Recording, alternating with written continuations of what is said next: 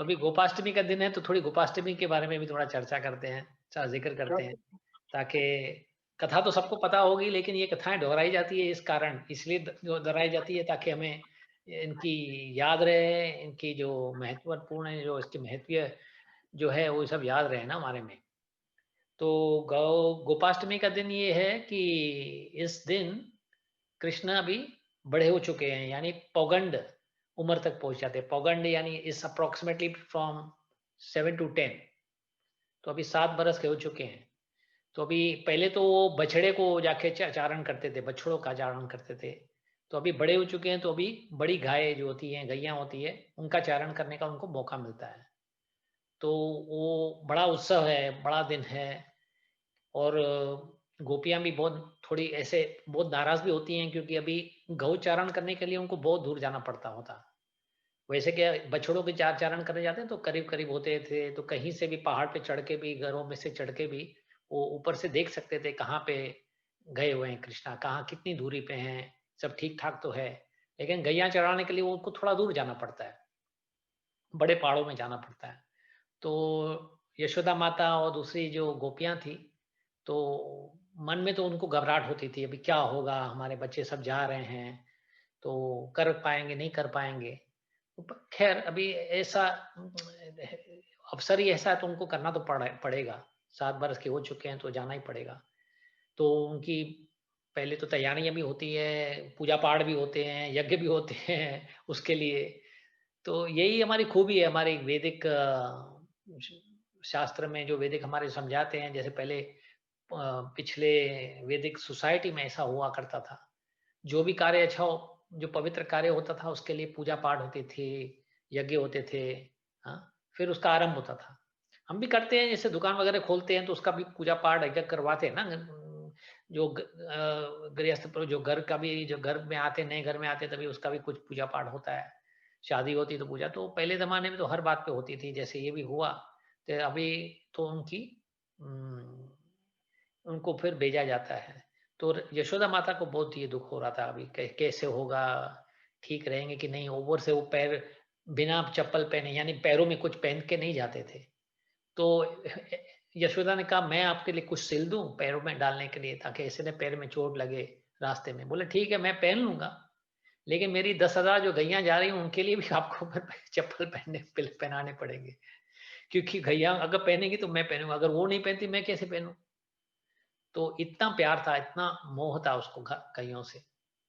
तो गाय भी ऐसे थी, गाय भी उससे बहुत प्रेम करती थी।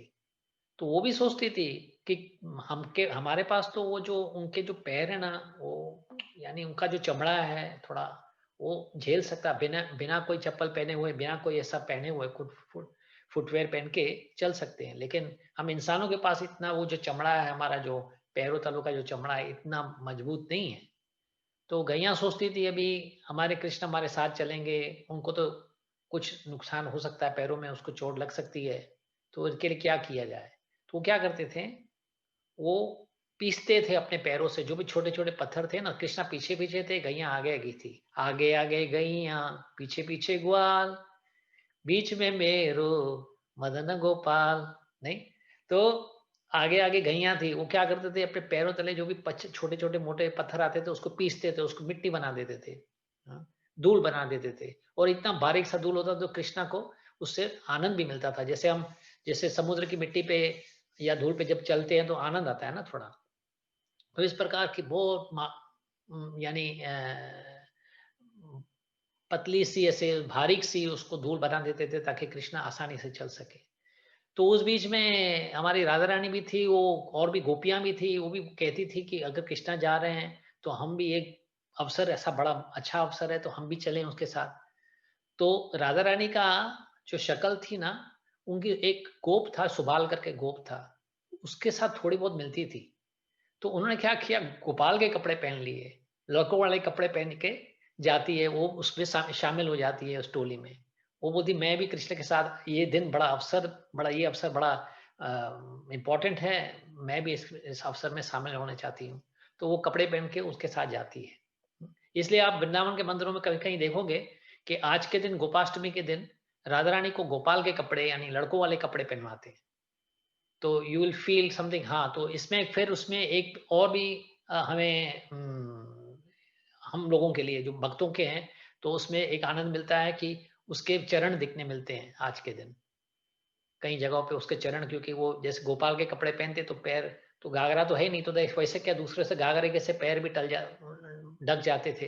तो अभी ये इस समय इस दिनों में उसके चरण भी दिखते हैं। तो राधा रानी के चरण यानी उनके दर्शन करना बहुत बहुत पुण्य है, उसमें बहुत फायदे हैं। कृष्ण के तो चरण दिखने मिलते हैं, लेकिन राधा रानी के चरण नहीं दिखने मिलते हैं। तो ऐसे ऐसे दिनों में हमें वो आनंद मिलता है, उसमें भाग्य मिलता है हमें कि हम उसके चरण देख सकते हैं।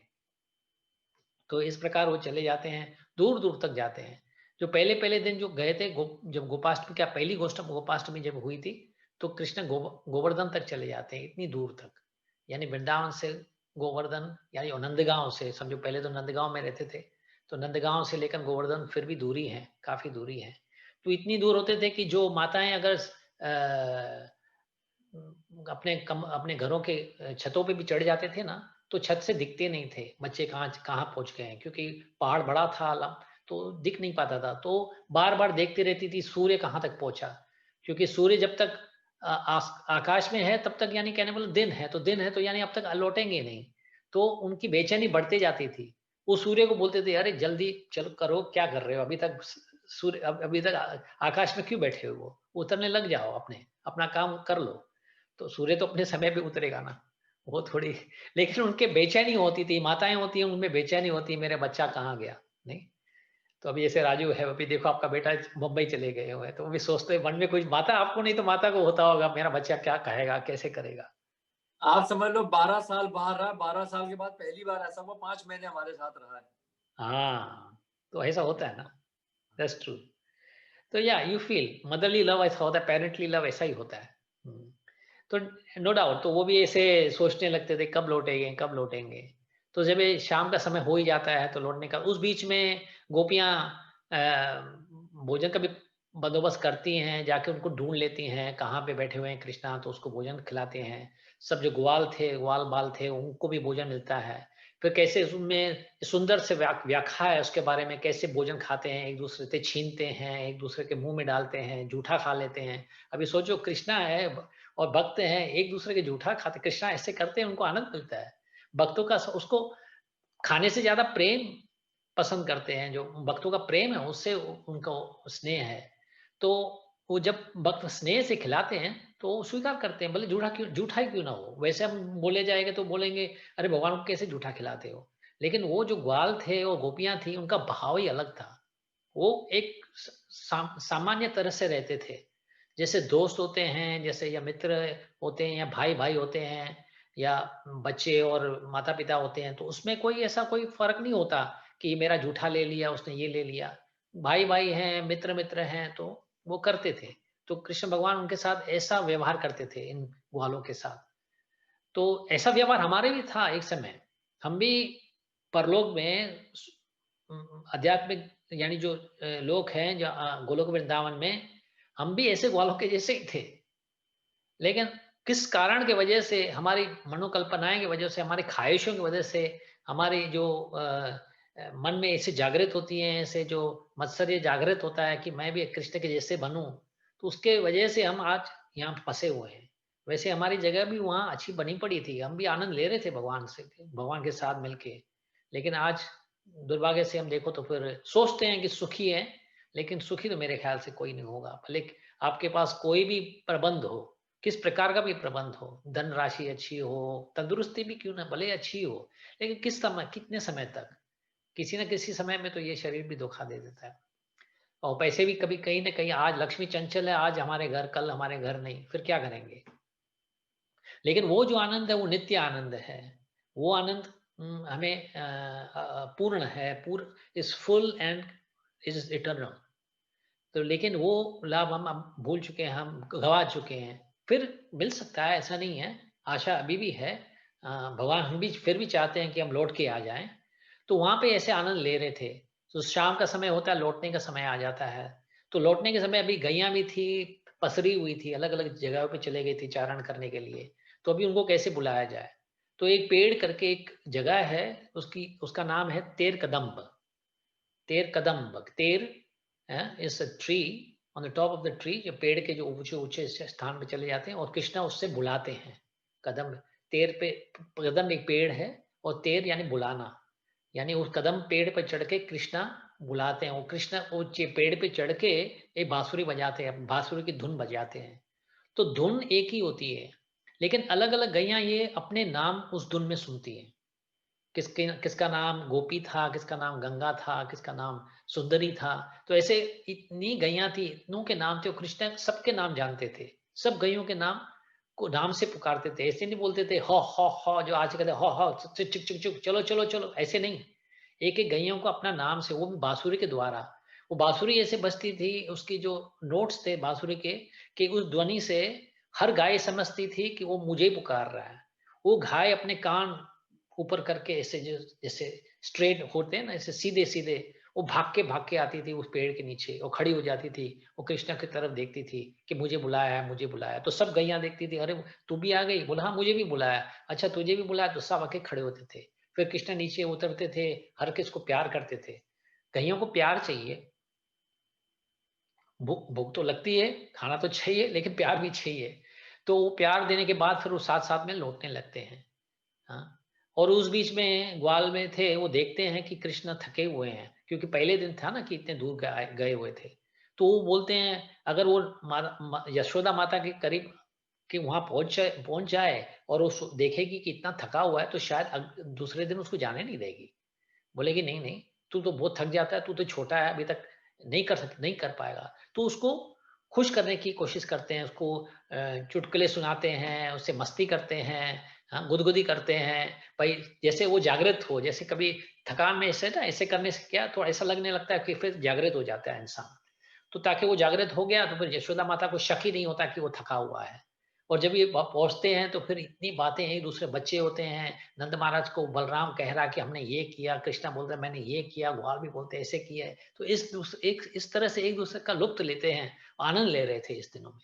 तो हमें भी ये कथाएं सुन के हम, ये मेडिटेशन क्या होता है, हम जो बोलते हैं मेडिटेशन करना है या जप करना है, ध्यान करना है, एक्चुअली आसान तरीका ये है, आप कोई कथा में लुप्त हो जाओ, कुछ लीन हो जाओ, और ऐसे कथा में देखो कि कृष्ण कैसे ये कर रहे हैं, और सोचो कि आप भी उसके उस टोली में शामिल हो, कृष्ण की टोली में आप भी एक गोप हो।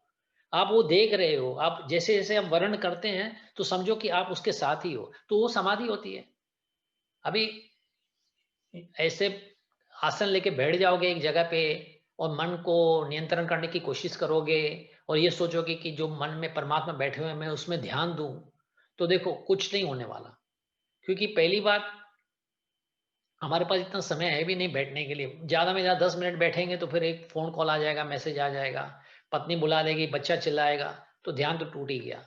और मन तो इतना हमारा, कहने का मतलब है कि इट इज़ सो कंटैमिनेटेड, हमारे में इतनी गंदगी भरी पड़ी है हमारे मनों में। तो ये ख़्याल कि खाली भगवान का ख़्याल आए, वो तो सवाल भी नहीं होता है। इतनी और अनेक प्रकार के ख्याल आ जाते हैं, पिछले दिनों वाले ख्याल, आने वाले दिनों के ख्याल, कोविड के ख्याल, व्यापार का ख्याल, ऐसे ऐसे इतनी बातें आ जाएगी कि आप भगवान में ध्यान दोगे कब? हैं? और फिर भगवान में अगर ध्यान दे भी दिया, समझो कि आप पहुंच भी गए, चलो आपने ऐसे कोशिश करके एक जगह पे बैठ भी गए, अकेले में एक स्थान लेके सोचने भी लगे, सब बुरी बातें बंद कर ली अपने दिमाग से और भगवान तक पहुंच भी गए, तो क्या भगवान क्या आसानी से क्या आपके हाथ में आएगा? जब यशोदा पकड़ने की कोशिश कर रही थी, जब ये कृष्ण भाग रहे थे, मटकी तोड़ के, माखन चुरा के भाग रहे थे, तो यशोदा पकड़ने की कोशिश कर रही थी, उसको बांधने की कोशिश कर रही थी, इतना परिश्रम कर रही थी। दुनिया भर की जो रस्सियाँ थी उसके घर के अंदर, वो रस्सियाँ लेके आके उसको बांधने की कोशिश कर रही थी। तब नहीं वो उसको पकड़ सकी, उसको बांध सकी, तो तुम कौन से बोलते बड़े पीर हो, जो कृष्ण को पकड़ोगे और कृष्ण को बांध सकोगे? हाँ, तो ये ये कहने का मतलब ये है कि it is difficult to trap Krishna, it's difficult to trap Krishna easily in your mind. तो ये समाधि करनी है, अगर ध्यान करना है, मेडिटेशन करना है, ये आसान तरीका तो यही है। आसान तरीका है कि आप भगवान के कथाओं में ध्यान दो, भगवान के वचनों में ध्यान दो, तो यानी असात्मिक तौर पे, यानी ऑटोमेटिकली है, आप ऑटोमेटिकली भगवान से कनेक्टेड हो जाओगे, and then you are in meditation. हाँ, तो इस प्रकार उसका ये दिन गुजरता है, जो आज का दिन है, जो शुभ दिन है गोपाष्टमी। तो इस दिन में ऐसे लीलाएं होती है, हाँ, सब आनंद लेते हैं उसका। तो आज भी आप भी गैयों को खिलाओ, उनकी सेवा करो, उनकी पूजा करो। वृंदावन में तो आज के दिन जगह जगह पे गैयां होती हैं, उनको उनकी पूजा होती है, उनको खिलाया जाता है, उसको सिंगारा जाता है, उसकी सेवा होती है, बहुत अच्छी सेवा होती है। जो अच्छे अच्छे मंदिर तो करते हैं। और बेचारी ऐसी भी गैयां हैं जो रास्ते पे घूमती रहती हैं, उनको कोई खिलाना ना होता है, तो बहुत भक्तजन होते हैं जो उनकी सेवा करते हैं, उनको खिलाते हैं, फ्रूट वगैरह, फल सब्जियां लेके उसको खिलाते हैं। तो आपको वहाँ अपने शहर में अगर मौका नहीं मिलता तो कहीं ना कहीं तो होगा, कोई मंदिरों में गौशाला होंगी, वहाँ पे या तो फिर कंट्रीब्यूशन भी कर दो। ऐसे इतने सेंटर्स हैं जहाँ पे गौशालाएं होती हैं, जो जहाँ पे उनको पैसों की ज़रूरत पड़ती है, तो वहाँ पे अगर कंट्रीब्यूशन भी भेज दोगे, थोड़े पैसे पहुँचा दोगे, तो उनकी सेवा होगी। हाँ, वो गैयों की भी सेवा होती है। तो ठीक है, एनीवे ये रहा गोपाष्टमी का। और भी अगले हफ्ते आपने, मैं उम्मीद करता हूँ कि दिवाली भी मनाई होगी। हाँ, लक्ष्मी माता को भी खुश किया होगा सब लोगों ने। बताओ सच, सब लक्ष्मी माता खुश हुई ना? आ गई घर पे ना? नहीं आएगी तो आ जाएगी घर पे। हाँ, लक्ष्मी माता को अगर घर में बुलाना है ना, हाँ, तो लक्ष्मी माता जो चाहती है उसको खुश करने के लिए उसके पतिदेव को भी खुश करना चाहिए।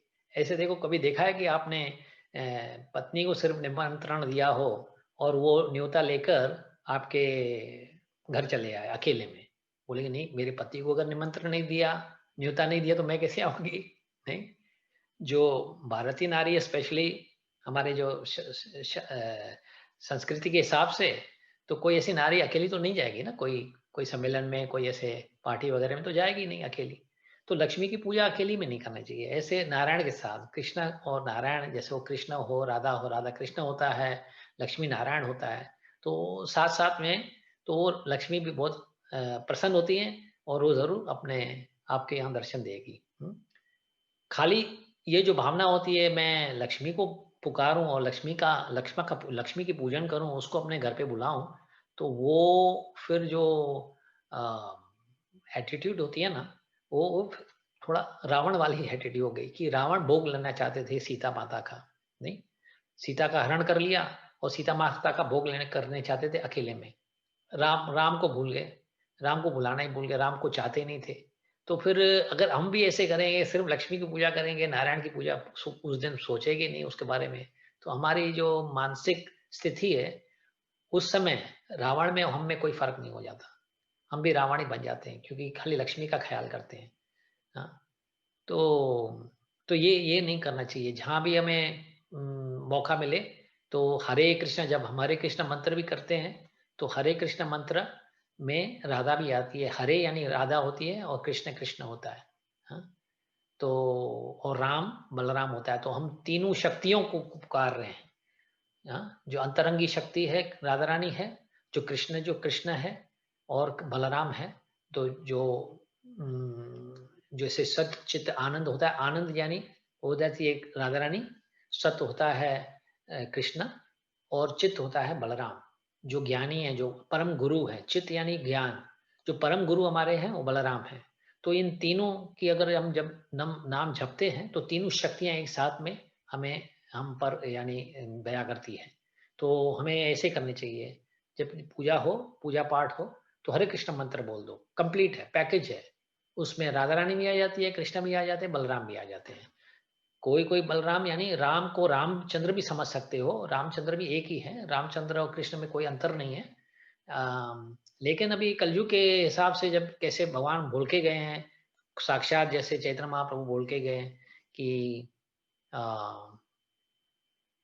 हमें ये महामंत्र का जप करनी चाहिए इस कलयुग में, तो हम महामंत्र का जप करेंगे। डॉक्टर ने अगर एक दवाई लिख के दी, तो दूसरी दवाई कल्पना क्यों करते हो, पूछते ही क्यों हो केमिस्ट स्टोर से, कोई अच्छी वाली है, कोई सस्ती वाली है, कोई, अरे डॉक्टर ने जो लिख के दिया वही ले लो ना।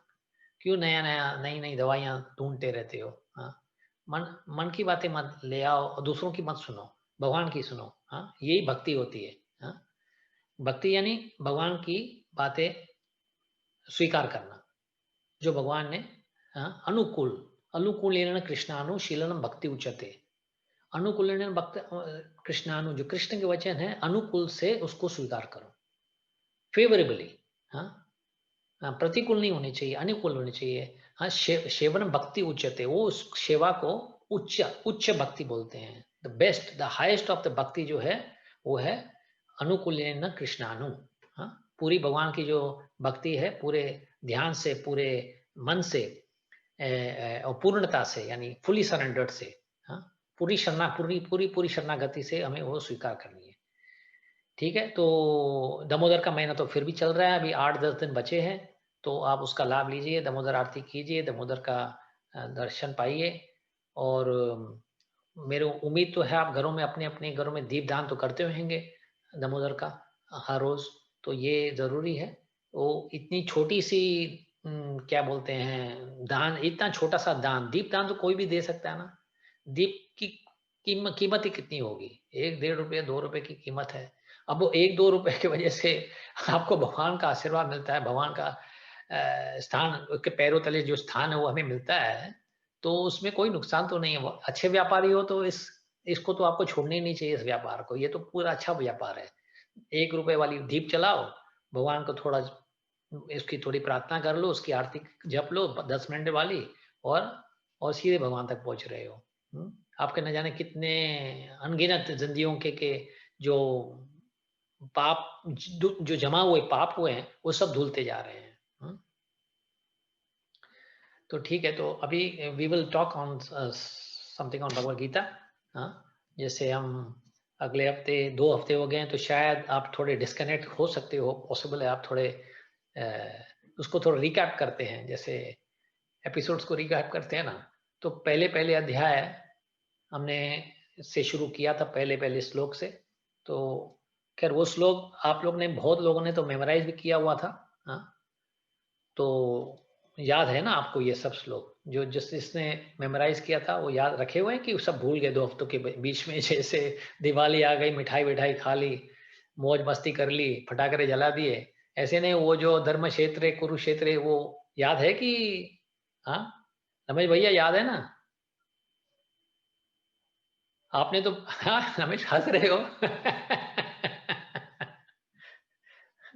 अच्छा चलो, हाथ ऊपर करके बताए, सच सच बताए, किसको पूछूंगा नहीं, भले खाली बोल दो भैया याद है, अभी तक याद है मुझे। हाँ, किसको किसको याद है? ठीक है, नहीं तो फिर याद करवा लेना। ऐसे उसको प्रैक्टिस करना जरूरी है। जैसे हम गुनगुनाते हैं ना, कभी बोलते हैं, मैं कोई बोलते हैं मैं बाथरूम सिंगर हूँ, मैं सिंगर हूँ, लेकिन बाथरूम सिंगर, बात में नहाने समय मैं गाता हूँ, तो बोलते हैं उसमें कोई सुनने वाला तो होता ही नहीं है। तो पता नहीं किसने, मैंने बुरा गाया, अच्छा गाया, किशोर कुमार के गाने गाए या मोहम्मद रफी को कौन से गाने गाए पता नहीं पड़ते हैं। तो वो छोड़ दो अभी, अभी वो छोड़ दो। अभी जो गाना है, गुनगुनाना है ना, नहाने समय भी गुनगुनाना है या नहाने दूसरे समय भी गुनगुनाना है, तो ये ऐसे मंत्र गाने लगो।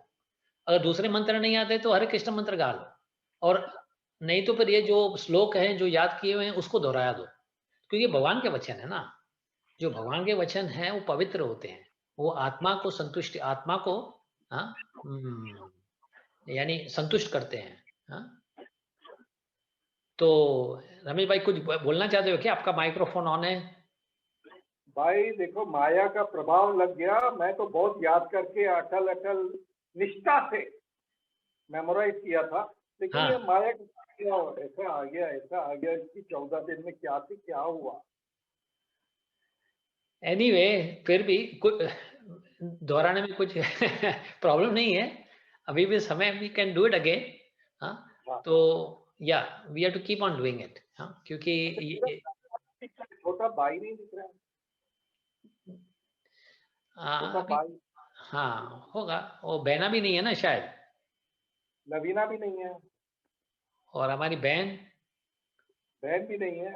बहन भी नहीं है। चलो ठीक है भैया, दूसरे हमारे भक्त सब भाई बहन तो है आपस में, हाँ हाँ, सभी नवीना तो आ भाई गई, बहन है। नवीना। हाँ, हम सब भाई बहन है आपस में। यही यही खूबी है हमारे जो परिवार है ना, जो भक्त परिवार जिसको बोलते हैं, गॉड ब्रदर्स, यानी जो हाँ एक भगवान के जो मानता है, हम जो सेवक हैं, तो भगवान के जब सेवक होने से हम एक गॉड ब्रदर्स हो जाते हैं। हाँ, जो भक्तजन आपस में एक दूसरे में परिवार बन जाता है। हम एक प्रकार के भाई-भाई हैं, तो ठीक है, तो बड़ा परिवार है हमारा। अभी देखो यहाँ पे 16 लोग हैं, तो उसके भी पूरे परिवार हमारे से मिल जाता है, तो हम इतने परिवार बड़ा परिवार हो जाता है। हाँ, तो हाँ, तो एनीवे तो हाँ, तो कह रहा था कि वो जो जो श्लोक है ना, इसको याद करने का जो सीक्रेट यही है। जो सीक्रेट ये है कि आप दोहराते जाओ, जितना बार दोहराओगे उतना याद होगा। और एक समय ऐसा हो जाएगा कि जैसे आप जैसे कुछ भी भाषा बोल लेते हो, तो आप सोच-सोच के थोड़ी बोलते हो, जो समय आ जाता है ज़बान पे आ जाता है, क्योंकि आपने उसको इतना दोहराया हुआ है कि याद आ जाता है। हाँ, तो इस प्रकार से श्लोक भी याद आएँगे। हाँ, और श्लोक में एक फ़ायदा ये होता है कि जो श्लोक बोलने से उसमें वज़न होता है। तो सामने वाला सुनने वाला भी समझे, क्यों? वो ऐसे नहीं सोचता है कि अरे ये तो श्लोक बोल दिया है इसने, तो ये यानी ज्ञानी है, नहीं। वो ये सोचता है कि ये श्लोक जो सुनने से उसके आत्मा को समझ में आने लगता है। तो आत्मा को आनंद पहुँचता है, तो आत्मा आनंद जब पहुँचता है, उसको मिलता है, तो हमें भी खुशी होती है, क्योंकि अंदरूनी खुशी है। देखो बाहर की खुशी है ना, वो कुछ समय तक होती है, कुछ समय के बाद ढल जाएगी। लेकिन जो अंदर की खुशी है, इट इज़ इटर्नल। हाँ, कुछ ऐसी-ऐसी खुशियाँ देखो, आप कोई भी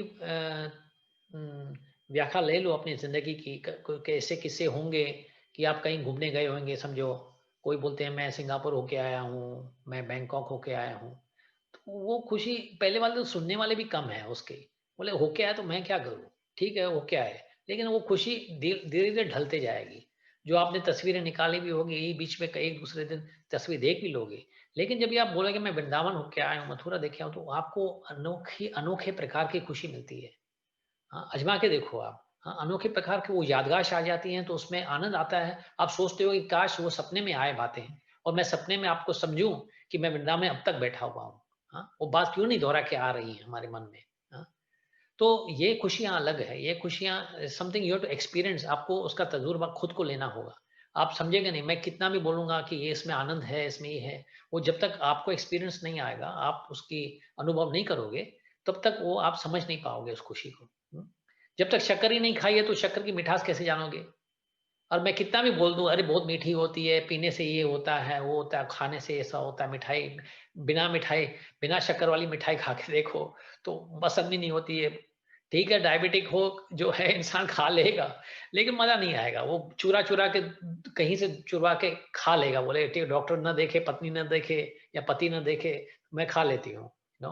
तो क्योंकि वो मिठास अलग है। एक बार आपको चस्का लग जाता है भगवान के मिठाई का, यानी जो आनंद मिलने लगता है, मिठास का जो आनंद मिलने लगता है, then you don't want to leave it. तो यू कीप द प्रैक्टिस, ये एक साधन है। हम जो अभी देखो जो भक्ति कर रहे हैं ना, तो ये समझो ये भक्ति अब तक नहीं है, ये साधन है। हाँ, हम साधक हैं और साधन कर रहे हैं, प्रैक्टिस कर रहे हैं, अब तक भक्ति के मार्ग पर तक नहीं पहुंचे हैं, कोशिश कर रहे हैं उस मार्ग तक पहुंचने के लिए। कब कहला जाएगा कि हम भक्ति कर रहे हैं? जब बिना सोचे कुछ भगवान की सेवा कर रहे हो, तब वो भक्ति होती है।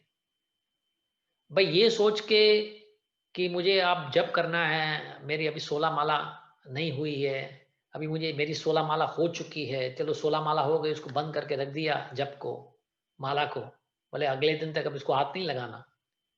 हाँ, तो वो फिर जप नहीं होता, वो फिर भक्ति है, ऐसा नहीं बोलता हूँ, लेकिन साधना भक्ति है।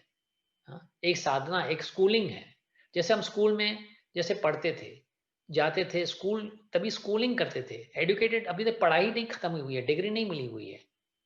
अभी हमको टीचर को बोलने की नहीं ज़रूरत पड़ती है कि मैथमेटिक्स हिसाब-किताब ऐसा चलाया जाता है कि हिस्ट्री में ये बताया, क्योंकि हम वो जान चुके हैं, हम पढ़ चुके हैं। तो इसी प्रकार से जो हम साधन कर रहे हैं अभी इस वक़्त, तो साधना में वो प्रैक्टिस फेज़ में होता है, उसको बोलते हैं हम प्रैक्टिस कर रहे हैं हम इस समय। हाँ, तो वो भक्ति, वो प्रैक्टिस अंडर प्रैक्टिस, जैसे ड्राइविंग स्कूल में अंडर प्रैक्टिस होता है, तभी उसको आपको लाइसेंस नहीं मिला हुआ है। तब आप सोच-सोच के ड्राइविंग स्कूल में चलाते हो, ब्रेक कहाँ लगी पड़ी है, गियर्स कहाँ होने चाहिए, कंट्रोल कैसे करने चाहिए, क्योंकि आप सीख रहे हो अभी। हाँ, एक बार सीख लोगे फिर आपको थोड़ी देखना पड़ता है ब्रेक्स कहाँ आ रही, मैं मेरे पैर गलत तो जगह पे नहीं जा रहे हैं, या मेरा ड्राइविंग व्हील पे गलत तो नहीं जा रहा है, नहीं, सही जा रहा है, क्योंकि आप प्रैक्टिस कर चुके हो। तो भक्ति भी ऐसी होती है, एक समय ऐसा आ जाएगा कि आप 24 घंटे भगवान के बारे में सोचोगे, जो भी सेवा करोगे या जहां भी घूमना भी होगा ना, तो यही सोच के जाओगे, अरे भगवान को खिलाया, अरे भगवान को सुलवाया, अरे भगवान का वो चढ़ा दिया निकलने से पहले। और जब आओगे लौट के भी ये भी सोचोगे, अरे तो 7 बज गए, जाके बत्ती जलानी है, ये करनी है, वो करनी है, भगवान अकेले बैठे रहेंगे, कुछ तो करना है। तो ये जो होता है ना, जब ये आपके ख्याल 24 घंटे किसी न किसी प्रकार से जुड़े हुए हैं भगवान से, उसको भक्ति कहलाएंगे। कृष्णा भक्ति रस भावता मति क्रियतम यदि क्रियतम यदि लौल्यम अपि मूल्यम एकलम। बोलते हैं कृष्णा भक्ति जो इतनी डिफिकल्ट है हासिल करने में, अगर आपको कितने पैसे देने के बाद भी अगर मिल सकती है तो ले लो। कोई भी कार्य करने से आपको ये भक्ति मिल सकती है तो ले लो, क्योंकि इस भक्ति का मूल्य सिर्फ एक ही है। इसका खरीदने का जो मूल्य है वो एक है, वो लौल्यम। लौल्यम अपि मूल्यम एकलम। जो मूल्य है इसका जो है ना, वो लौल्यम चाहिए, पैसों से और कार्यों से नहीं आती है। और वो लौल्यम क्या होती है? वो तुम्हारा उमंगे, तुम्हारे डिजायर्स टू सर्व कृष्णा। तो वो डिजायर को जागृत करना है। एक बार डिजायर जागृत हो जाएंगे, जैसे अभी देखो दुनियादारी की बातें होती हैं, फिल्म फेयर वाले होते हैं, अवार्ड्स होते हैं, पिक्चरों वाले नाम होते हैं। देखो कोई कोई ऐसे होते हैं तो सब जानते हैं ये पिक्चर किसने बनाई थी, इसका डायरेक्टर कौन थे, इसके प्रोड्यूसर कौन थे, इसके एक्टर कौन थे, इसमें नहीं जाने क्या क्या बोल लेते हैं। तो क्योंकि उसमें उन्होंने दिलचस्पी दी हुई है, उसमें उसने ध्यान दिया हुआ है। हाँ, एकात्र मन से वो उस पर ध्यान देते हैं। तो अगर वो ये कर सकते हैं तो हम ये क्यों नहीं कर सकते हैं? एकात्र मन से हम भगवान के बारे में सोचें। तो भगवान जब भी हम सोचेंगे तो फिर भगवान की पूरी जानकारी आ जाएगी। अब इस वक्त भगवान कर क्या रहे होंगे, इस समय क्या हुआ होगा, राधा रानी के साथ है तो ये होता होगा, गोपालों के साथ है तो ये होता होगा, आप सब जानकारी कर लोगे। तो ये बोलते हैं समाधि।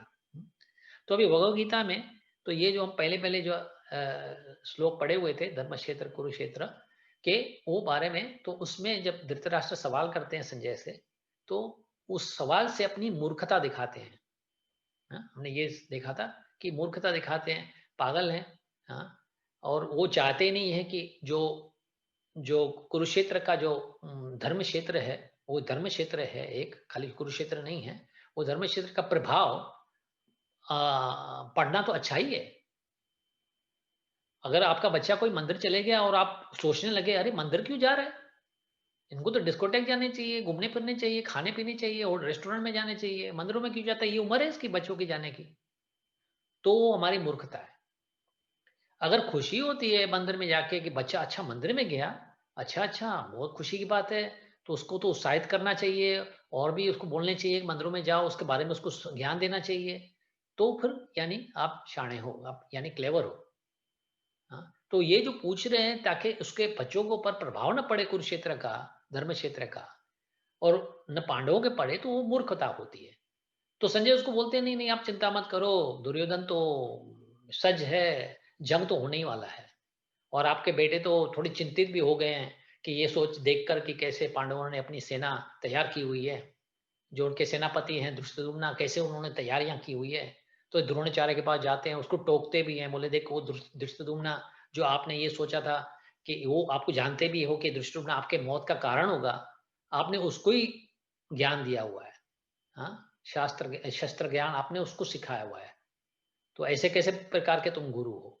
तो उसको टोक रहे हैं ताकि वो जागृत हो। भीष्म पिता को भी बोलते हैं ये आपके पौत्र जो हैं, देखो पौत्र पौत्र तो बोलते हैं लेकिन आज जंग करने के समय आपके सामने खड़े हो गए हैं, आपको मारने के लिए भी तैयार हो गए हैं, तो आप भी सज हो जाओ। तो इस तरह से वो उसको यानी क्रोधित कर रहे हैं सबको कि आप सज हो जाओ, आप तैयार हो जाओ कि झगड़ा इस जंग है। यहाँ पे गुरु और शिष्य या कोई पौत्र और जो दादा होते हैं उनका संबंध नहीं है अभी यहाँ पे।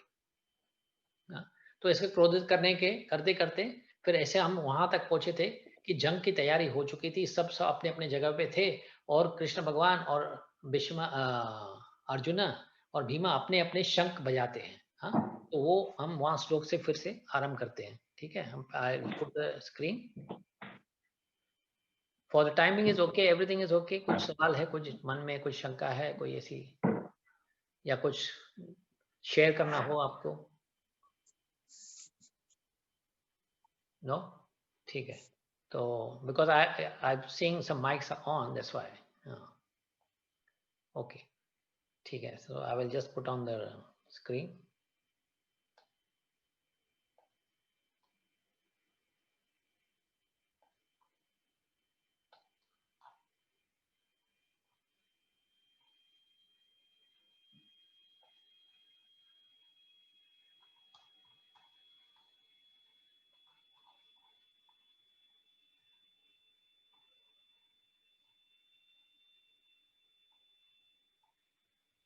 Okay, so we were here.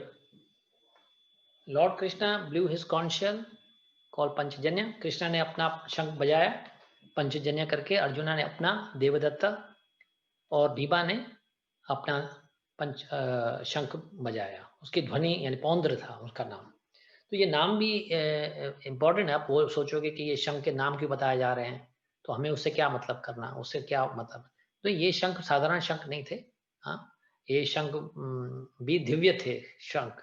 तो जो भी शंख, यानी समझो कि जो कृष्णा की, जो कृष्णा है और कृष्णा की जो वस्तुएं हैं, हाँ, पैराफेर्नालिया जिसको बोलते हैं, वो सब यानी एक दिव्य होते हैं। जैसे कृष्ण की मुरली है, कृष्ण के मोर का पंख है। अब उस मोर पंख को ही ध्यान में ध्यान देखते हो, कभी अभी जब कभी मोर को देख लोगे तो अब ये आपको मन में आएगा, अरे ये तो कृष्ण पंख पहनते थे, मोर का पंख। हाँ, तो ये मोर के पंख हैं, ये हैं। तो ये सब भगवान को, जो भी आपको भगवान के बारे में ध्यान जागृत करे, आपका प्रेम बढ़ाए, आपका रिश्ता बढ़ाए भगवान, वो सब महत्वपूर्ण होते हैं। तो अभी शंख भी देखते हो, पता है अभी कृष्ण ने शंख बजाया था, वो जान लेगो, याद करोगे पंचजन्य करके उसका शंख था। तो वो भी आपको उससे भगवान का नजदीक आना, नजदीकपन महसूस होगा। क्योंकि ये सोचोगे कि कृष्ण मेरे करीब ही बैठे हुए हैं, अगर मोर, अरे ये तो कृष्ण का, तो ये कृष्ण का सब शब्द है, कृष्ण का रूप है, कृष्ण की जो वस्तुएं हैं, जो कृष्ण के कार्य हैं, वो सब कृष्ण ही है। हाँ, अब ये भी एक, we have to think very carefully. हाँ, ये कृष्णा, क्योंकि जैसे हम पहले बोल चुके थे, सत्यम परम धीमहि। सत्यम, सत्यम मीन्स ट्रुथ। तो ट्रुथ का जो हिस्सा भी होगा ना, वो सच होगा। जो सच का हिस्सा है वो सच है। हाँ, सच पूरा भी होता है और जो हिस्से भी उससे सच होते हैं। जो और जो झूठ होता है, तो वो पहले आरंभ से लेकर अंत तक झूठ ही होता है। हाँ, तो उसका जो हिस्सा भी होगा झूठ होगा। तो ये जैसे सत्य है, तो उसका जो अंश है वो भी सत्य होते हैं। जैसे हम भी भगवान के अंश हैं।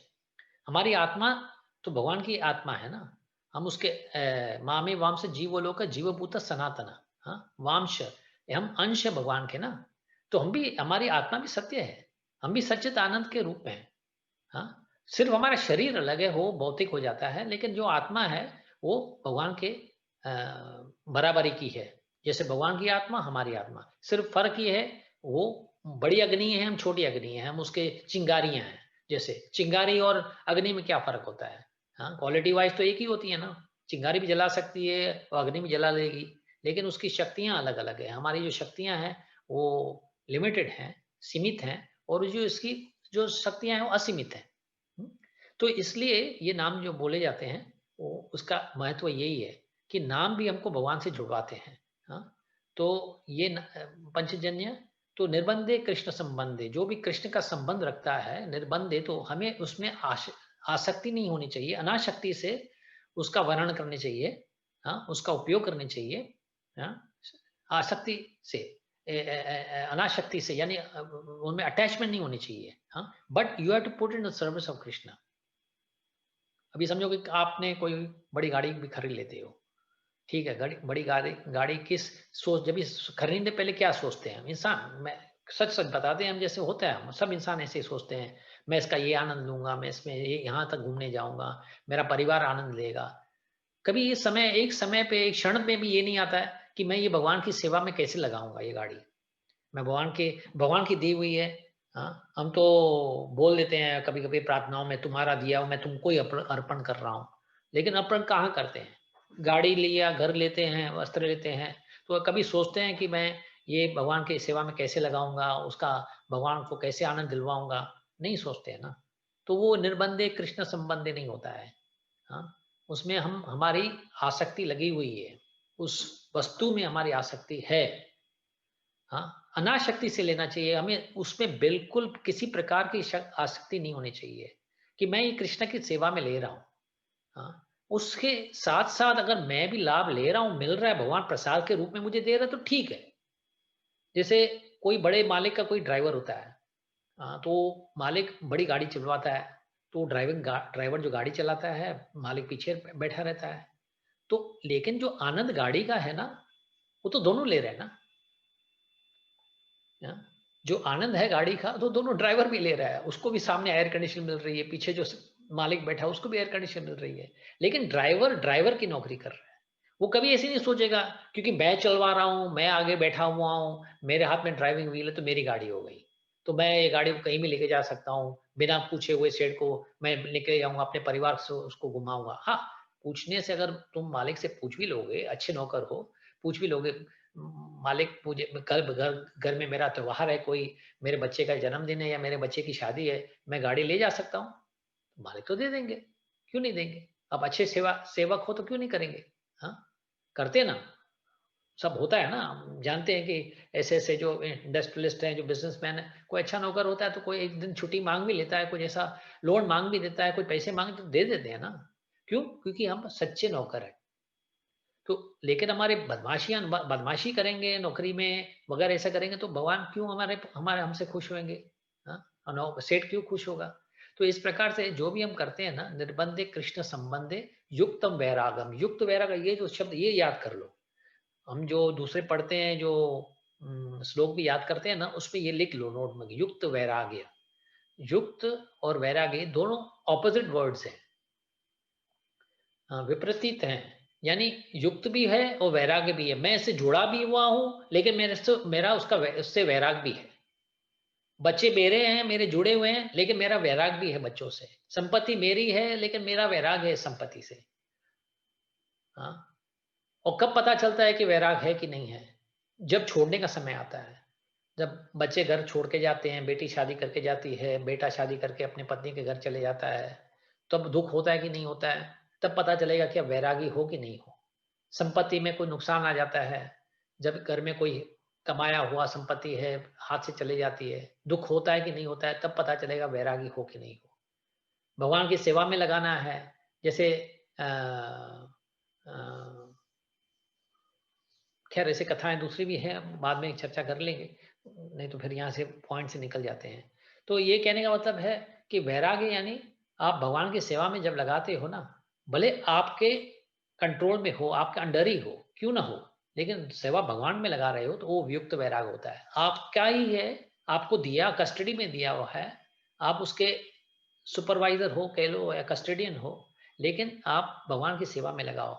ये मत भूल जाओ कि आपको दिया हुआ है, आपने प्राप्त ऐसे अपनी मेहनत या अपने अपने बल से नहीं, अपने होशियारी से आपने इसको हासिल किया हुआ है या मिल रहा है, ये आपको दिया गया हुआ है, ले लो। अब उसका प्रयोग करो, लेकिन भगवान की सेवा में लगाओ, तो फिर आपकी तो बेशुमार आपको फिर धन आएगा, बेशुमार आपको आनंद आएगा, बेशुमार सुख मिलेगा, फिर तो कमी नहीं है ना। हम एक लक्ष्मी की पूजा कर रहे हैं दिवालियों में, वहां पे हजार लक्ष्मी सहस्र शत संभ्रम सेव्य मानम गोविंदम आदि पुरुषम तमहम भजामि। लाखों हजारे सहर्ष हजारे लक्ष्मियां भगवान के पैरों तले उसकी सेवा करती हैं। भगवान की सेवा आप करने जाओगे, बोले नहीं नहीं आप जाओ भाई, हमारा टर्न, आपका टर्न नहीं है, हम खड़े हैं ना आगे, इतनी लक्ष्मियां खड़ी हुई हैं लाइन में। हाँ, तो इतनी सेवा कर रही हैं, तो उसको उनको क्या, जब आप भगवान की सेवा में लग जाओगे तो उनको थोड़ी भी छाया अपनी देने में उनको क्या तकलीफ होगी, अपनी छाया छोड़ के जाएगी आपके घर में। हाँ, तो ऐसा है, ऐसी भावना होनी चाहिए कि युक्त वैराग्य उच्चते, हम युक्त वैराग्य करेंगे तो हमें हासिल होगा। तो ये जो वस्तुएं हैं जो कृष्णा से जुड़ी हुई हैं, वो इसलिए इम्पोर्टेंट है कि हम उसका ध्यान कर सकते हैं। वो हमको भगवान की याद दिलवाता है। तो भगवान की जो याद दिलाए वो हमारे पूजनीय है, आदर्य है, हमारे वो भी हमारे आदर्य हैं, क्योंकि हमको भगवान की याद करवाते हैं। गुरु कौन होते हैं, क्यों हम गुरु की प्रार्थना आधार करते हैं, क्यों? क्योंकि वो भगवान हमको भगवान याद करवाता है, भगवान का रास्ता दिखाता है, उससे मिलवाता है। हाँ, वो ऐसे-ऐसे आपके धीरे-धीरे सिखाते जाते हैं ताकि हम भगवान के करीब होते जाएँ। इसलिए गुरु महत्वपूर्ण होता है, इसलिए गुरु गुरु की इम्पोर्टेंस होती है। ऐसा नहीं क्योंकि वो कुछ ऐसे श्लोक जान लिए, उसने कुछ ऐसे पढ़ लिया, या पूरा समय खुद पढ़ते रहते हैं, पूजन पाठन, यजन याजन, ये एक्चुअली है। पठन पाठन, ब्राह्मण क्या करने चाहिए? ब्राह्मणों को पठन भी करने चाहिए, पढ़ना भी चाहिए और दूसरों को भी सिखाने चाहिए। हाँ? यजन या यज्ञ भी करो, दूसरों को भी यज्ञ करवाओ। हाँ? दानम, हाँ, जो दान लेना है, और दूसरों को भी दान नहीं दे सकते हो कि तुम दान ले रहे हो, लेकिन तुम दूसरा तो कर सकते हो, भगवान के उसको करीब ले आओ, परिचार्यम, उसको भगवान के करीब ले आओ। तो ये होता है ब्राह्मण का काम। जो सच्चा ब्राह्मण है उसका ये काम ये होता है। हाँ? तो ये बजाने लगते हैं। अच्छा, ये बजाते तो लेते हैं ध्वनि शंख की, इनको खुशी मिल रही है। अभी देखो ध्वनि भी ऐसी होती है, एक ध्वनि जो जैसे जो समझते हैं वो ध्वनि को उसको खुशी मिलती है, जो नहीं समझते हैं उसको नाराज को उसको दुख होता है, उसका हृदय टूटता है। हाँ? वो कौन सी ध्वनि है? जैसे कोई ऐसी म्यूजिक हो, समझो आपको वो म्यूजिक रुला भी सकती है तो हंसा भी सकती है, वो म्यूजिक के ऊपर रहता है, वो ध्वनि के ऊपर रहता है। तो ये जो शंख की ध्वनि थी वो पांडवों को खुशी दे रही थी, पांडवों को आनंद दे रहा था, और लेकिन जो कौरव थे उनका हृदय फट रहा था, वो डर के मारे। जैसे अभी सोचो कि एक क्या बोलते हैं, जैसे एक बिल्ली होती है ना, तो बिल्ली अपने बच्चे को कैसे पकड़ के जाती है? जैसे हम तो गोदी में लेते हैं ना, बच्चों को अपने गोदी में लेते हैं, हाँ, स्नेह से लगा देते हैं, हृदय से लगा देते हैं, हाँ, उसको पकड़ के लेते हैं, तो ये हमारा प्यार होता है। अच्छा, अभी अगर बिल्ली को ले जाना पड़े, अपने बछड़े को, अपने छोटी बिल्लियों को, तो वो कैसे पकड़ के लेके जाती है? जानते हो? अपने दांतों से ही, क्योंकि उसका तो हाथ तो है ही नहीं, वो अपने मुंह से ही पकड़ के लेके जाती है। तो उस समय जब बिल्ली, छोटी बिल्ली, जो बच्ची बिल्ली है, जो उसकी माँ बिल्ली उसको अपने मुंह के जगड़ में पकड़े हुए लेके जाती है, तो वो छोटी बिल्ली को क्या भय लगता है क्या? नहीं, उल्टा प्यार होता है, बोलते मेरी माँ मेरे से प्यार कर रही है। अच्छा, अभी यही बात सुन लो, कोई अगर चूहा हो और उसको बिल्ली को वो चूहा खाना हो, तो वो भी वहीं से अपने मुख से ही पकड़ के जाती है ना, वो भी उसको मुख से पकड़ती है। बिल्ली को भी मुख अपने बच्चे को भी मुख से पकड़ती है, तो चूहे को भी अपने मुख से पकड़ती है, लेकिन चूहे को भय होता है और बिल्ली को प्रेम होता है। वो छोटी बिल्ली, बच्ची बिल्ली है, उसको भय नहीं आता, उसको भय नहीं मिलता, वो खुश होती है, मेरी माँ मेरे को, उसको आनंद आता है।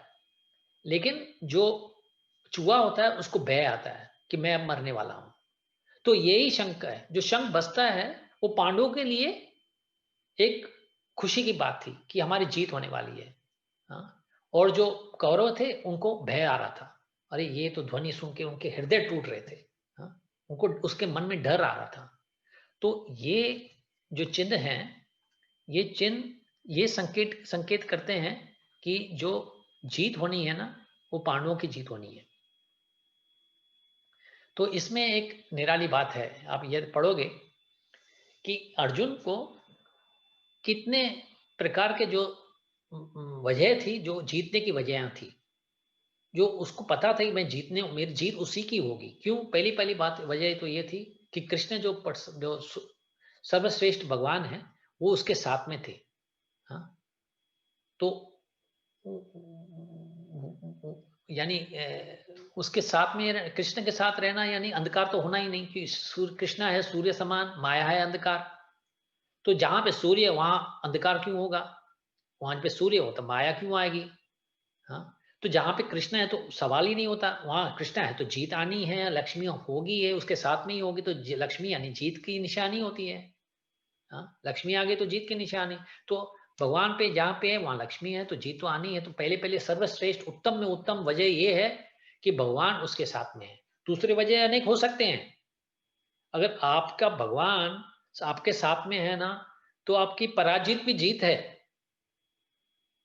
ये समझ लेनी चाहिए हमें, ये ध्यान में सुनने चाहिए कि पराजित भी हमारी जीत होती है अगर भगवान हमारे साथ है।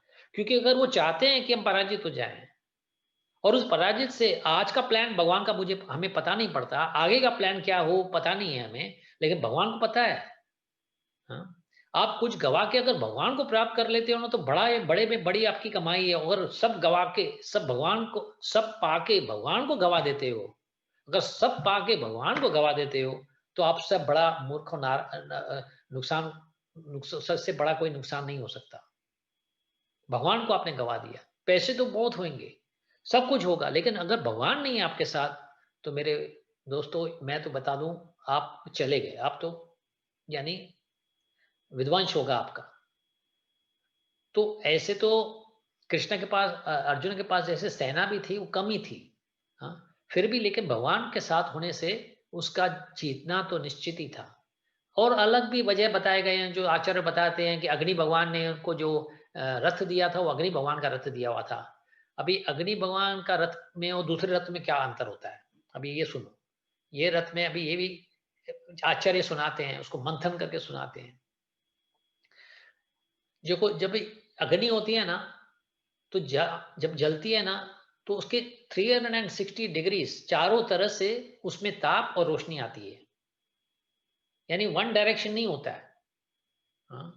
तो रोशनी आने से, अग्नि जलने से जहां जहां पे उसका जो भी डिग्री से पकड़ोगे ना, वहां भी आपको ताप मिलेगा, वहां भी रोशनी मिलेगी। तो ये रथ जो था ना अग्नि का, देव का दिया हुआ, वो रथ 360 डिग्री कहीं भी जा सकता था, नीचे ऊपर, ईस्ट वेस्ट नॉर्थ साउथ, परलोक पातालोक, धरती जमीन, जहां पे अर्जुन चाहते थे वो रथ को पहुंचा सकते थे। हम, हमारी गाड़ी है, जैसे हम गाड़ी कहाँ ले जा सकते हैं, गाड़ी जहां जहां रास्ता जाएगा तब तक जा सकते हैं, ये जहां रास्ता खत्म तो गाड़ी खत्म। पहाड़ों पे तो ऐसे नहीं चलेगी, नदियों में ऐसे पानी में तो नहीं चलेगी ना। लेकिन जो जो अग्निदेव का जो दिया हुआ रथ था, जहां पे वो अर्जुन चाहते थे, वो रथ जा सकता था। हाँ? परलोक तक भी जा सकता था, इंद्रलोक, अगर उनको इंद्र से जाके लड़ना है तो वहां भी वो जा सकता था। तो इसलिए इट वॉज स्पेशल रथ था, वो अग्निदेव का दिया हुआ रथ था। तो पहली बात, कृष्ण उसके साथ थे, फिर उसके साथ रथ जो था वो भी वो खास ही रथ था।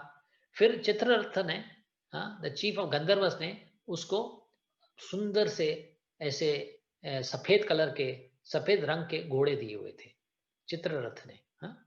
तो चीफ ऑफ द गंधर्वस ने, तो वो घोड़े भी खास थे। हाँ, आप इसलिए आप देखोगे कृष्ण के चलाए वो रथ जो उसमें सफेद सफेद घोड़े होते हैं, हाँ, उनके भी एक्चुअली नाम दिए हुए हैं। अभी मुझे नाम याद नहीं है उन घोड़ों का, लेकिन उनके भी नाम दिए हुए हैं। हाँ, अब बोले घोड़े के नाम कब क्या करेंगे, लेकिन है वो कृष्णा जब याद कर सकते हैं, कृष्ण ने दिए हुए नाम है, जो गैया को नाम दे रहे हैं तो कृष्णा याद कर सकते तो समझो इंपॉर्टेंट है। ऐसी कोई बात है जो भगवान जिससे संबंध रखे और इंपॉर्टेंट ना हो, तो ये तो हमारी मूर्खता होगी अगर ये सोचे कि भगवान ने, अरे भगवान के चप्पलों को हम प्रार्थना करते हैं, उसकी आराधना करते हैं, हाँ, उसके चरणों की धूल की आराधना करते हैं। तो बाकी जो उससे संबंधित ऐसे वस्तुएं हैं जिसको भगवान बहुत प्रिय है, जो भगवान वो प्रिय है भगवान को, तो क्यों नहीं उसका महत्वपूर्ण होगा। हम्म। तो ये सब वस्तुएं जो है, और फिर इंद्र जो थे, जो उसके पिता थे, उन्होंने उनको ये शंख दिया हुआ था। और जो तीरे होते हैं जो जो रखे जाते हैं, हाँ, वो भी क्वेवर जिसको बोलते हैं, अभी हिंदी में पता नहीं, जो उसके पीछे जो लटकता है जहाँ से वो तीर निकालते हैं कमान में डालने के लिए, तो वो जो रखे हुए थे वो खास ऐसा था कि उसमें कभी तीर की समाप्ति नहीं होती थी। जितने तीर चाहते थे, वो किस प्रकार का तीर चाहते थे, कोई ऐसे दिव्य तीर चाहते थे, वहां से प्रकट होता था। वो खाली सोचने से ही उसके हाथ में आ जाते थे, मुझे अभी इस प्रकार का तीर चाहिए, इस प्रकार का एरो चाहिए, तो वो प्रकट हो जाता था। हाँ? तो इस अभी इतनी चीजें थी जो आप देखोगे कि it is favourable to Krishna to Arjuna, पांडवों के लिए फेवरेबल था। तो उसकी ये सब निशानियां थी। हाँ? ये चिन्ह थे कि विजय तो इनकी होनी है। हाँ? और एक खास बात है जो अगले आगे वर्ष में आएगी, हाँ, कि वो वर्सेस में बताते हैं, जो उसके ऊपर झंडा भी जो लगा हुआ था ना उसके रथ के ऊपर, वो उस झंडे के ऊपर हनुमान बैठे हुए वास करे हुए थे। और जहां पे हनुमान वास करते हैं वहां तो विजय होनी ही है, क्योंकि रामचंद्र के साथ जब ये हनुमान थे और सब बंदर थे, तो बंदर सोच के आप सोचो, रावण के पास इतनी बड़ी सेना थी, हाँ, असुरों की सेना थी, बड़े बलशाली ऐसे सैनिक थे, हाँ, कुंभकर्ण जैसे था, तो ऐसे ऐसे सैनिक थे उधर, तो उसके सामने वो बंदर क्या कर सकते थे। फिर भी जहां पे हनुमान थे वहां तो विजय होनी है। तो यहाँ भी हनुमान ने उनको एक वरदान दिया हुआ था। उसके ऊपर भी कथा है, वो आगे चल के हम सुनाएंगे, हाँ, क्योंकि समय अभी कम है। तो ये वजह से इसकी जीत तो निश्चित थी। तो अगर जीत होने वाली थी तो उनको घबराने की कोई बात ही नहीं थी, हाँ। तो वो तो अर्जुन भी जानते थे तो जीत तो होनी है, हाँ। तो अब आगे थोड़े चलते हैं। तो अगले श्लोकों में समझाते हैं, फिर युधिष्ठिर ने भी, फिर अनंत विजय जलाया, नकुल सहदेव, उनके भी अलग अलग नाम दिए गए हैं जो शंख उन्होंने बजाए थे, उसकी ध्वनि बजाई थी, हाँ। तो इस वजह से उनकी जो जीत थी वो निश्चित थी। वहां पे देखो, यहाँ पे blowing of these different conch shells become uproarious vibrating both in the sky and on the earth, it shattered the hearts of the sons of Dhritarashtra. ये यहाँ की जो ध्वनि थी, वहां पे आसमान और धरती पर दोनों जगह पे बज रही थी, उसकी ध्वनि पहुंच रही थी, और उसके हृदय तक पहुंच गई थी, और धृतराष्ट्र के जो बच्चे थे उनके हृदय तोड़ने लगे। तो अभी हम देखते हैं 20वां ये श्लोक अभी पढ़ के फिर हम समाप्त करेंगे इधर, या रोकेंगे, फिर देखते हैं कैसे आपका समय है। At that time arjuna the son of Pandu seated in the chariot bearing the flag marked with Hanuman. तो ये जैसे हमने बताया कि उसमें जो झंडा था उसमें हनुमान का, उसमें बस बसे हुए थे, हाँ, उसका चित्र भी था और उसमें बसे हुए थे, खाली चित्र न था, उसमें बसे हुए थे। उन्होंने अपना तीर कमान लिया, हाँ, और गांधीव करके, जो गांधीव है वो भी एक खास प्रकार का तीर कमान था। वो जो गांधीव दिया गया था वो भी वरुण देव ने दिया हुआ था। अभी वरुण कौन होता है? वरुण हवा होती है। अभी सोचो कि अगर उसका दिया हुआ कमान है तो उसमें जो तीर निकलेगा ना तो हवा के समान ऐसे इतनी तेजी से जाएगा, हाँ? तो वो कमान भी बहुत खास कमान था। तो O king, after looking at the sons of Dhritarashtra drawn in the military array, Arjuna then spoke to lord Krishna these words. अभी क्या होने वाला है ये भी सस्पेंस है। अभी झगड़े की तैयारियां, जंग की तैयारियां, सैनिक खड़ी हुई है, शंख बज चुके हैं, हाँ, चिन्ह भी सब अच्छे हैं, जो से बोलते हैं, नक्षत्र भी अच्छे हैं, सब अच्छा है, जीतने वाले हैं। अभी अर्जुन को क्या ख्याल आने वाला है जो बोलने वाला है? ये भी एक समस्या है, ये भी सुनने वाली बात है। तो इसलिए उसको पूरा समय देना पड़ेगा। अगले समय हम बात करेंगे, कि चर्चा करेंगे कि कृष्ण को वो क्या बोलना चाहता है इस समय, हाँ। तो कुछ बात, शंका तो जरूर होगी हृदय में, कुछ ऐसी बात जरूर आ गई होगी हृदय, जो अर्जुन को कृष्ण उस समय बोलने, अरे अभी जंग के समय अभी थोड़ी कोई ऐसे बोलेगे, अभी अभी मुझे ये यहाँ जाना है, वहां जाना है, मुझे मेरे दिमाग में ये बात आ रही है। अरे अभी ध्यान दो पूरे जंग में, अभी तो ऐलान हो चुका है, घोषणा हो चुकी है, शंख बज चुके हैं, तो दोनों सेनाएं सज्ज हैं, झगड़ा तो होना ही है। अब क्या बोलने लायक वाली बची रही बात ना। तो we will leave it for next time, हाँ। आपके लिए थोड़ा यहीं पे रोकते हैं, देखते हैं कि अगर आपको कोई ऐसा सवाल हो या कमेंट्स देनी हो तो we can listen, we can share, आप शेयर कर सकते हो साथ साथ। हरे कृष्णा प्रभु। हरे कृष्णा प्रभु जी। हाँ प्रभु जी, एक पूछना था कि पांडवों का साइड काफी स्ट्रांग था और कृष्णा भी उनके साइड थे, लेकिन उनका पूरा जो युद्ध जो है was very difficult for them to win. Easily जीता नहीं उन्होंने, काफी उनका ब्लड शेड हुआ, काफी उनको मेहनत करनी पड़ी और काफी स्ट्रगल करना पड़ा। तो कृष्णा साथ में होने के बावजूद भी इतना स्ट्रगल, ये क्वेश्चन है। हाँ, ये भी एक अच्छा क्वेश्चन है, बड़ा अच्छा क्वेश्चन है। देखो, कृष्णा हासिल करना आसान भी नहीं है। You see, you are going for the highest target, you know, बड़ी जो मंजिल है ना, जो गोल है आपका, जो टॉप मोस्ट गोल है, हाँ। तो कृष्णा, तो मैंने कहा ना कि सब गवा भी दिया और कृष्णा हासिल कर लिया तो आपकी जीत ही है समझो। लेकिन अगर सब हासिल कर लिया, जैसे दुर्योधन के पास तो 11 औक्षणियां थी, हाँ, पांडवों के पास 7 औक्षणियां थी सिर्फ, हाँ, उसके पास नारायण सेना भी थी। अच्छा, प्राप्त करने के बाद, अगर इतना सब होने के बाद भी आखिर में तो पराजित तो उन्हीं की होती है ना, हाँ। तो जहाँ पे कृष्णा होगा तो वहां पे जीत, हाँ। यत्र गायत्री, कृष्ण भगवान बोलते हैं भगवत गीता में अंतिम श्लोक में बोलते हैं, जहाँ जहाँ पे अर्जुन होता है, जहाँ जहाँ पे कृष्णा होता है, उसकी जीत तो होनी ही है। कहाँ पे? वहां पे लक्ष्मी तो होनी ही है, उसकी जीत होगी ही होगी, हाँ। तो अभी ये जो खाली बात जो बची रही कि नुकसान क्यों हुआ कृष्णा होने के कारण, कि कृष्णा होने के कारण ये इतने लोग मारे क्यों गए, तो इसमें 2 वजह हैं, 2 बातें हैं, ये ध्यान रखनी चाहिए। कि ये जो था ना, ये पूरा कुरुक्षेत्र का जो जंग रचा गया था कृष्ण भगवान से, वो नहीं ऐसे वो यानी एक्सीडेंटल नहीं था या कर्मिक नहीं था, या ऐसा नहीं था कि वो होना ही है, वो प्लानिंग थी कृष्णा की पूरी। जब कृष्णा ने प्लान कर चुके थे कि कि ये जंग होना ही है और उसमें सब मारे जाएंगे, हाँ, क्योंकि धर्म की स्थापना करनी थी, और जो जो उस जंग में शामिल थे वो किसी न किसी प्रकार से अधर्म से जुड़े हुए थे, हाँ।